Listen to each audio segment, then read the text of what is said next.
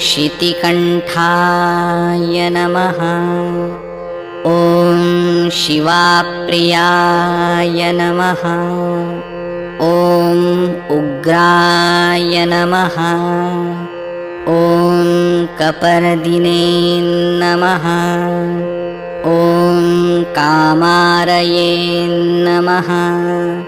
ॐ अन्धकासुरसूदनाय नमः। ॐ गङ्गाधराय नमः।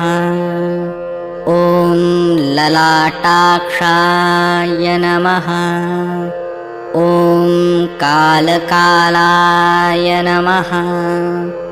ॐ कृपानिधये नमः। ॐ भीमाय नमः। ॐ परशुहस्ताय नमः।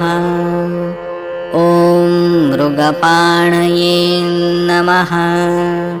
ॐ जटाधराय नमः। ॐ कैलासवासिने नमः। ॐ कवचिने नमः।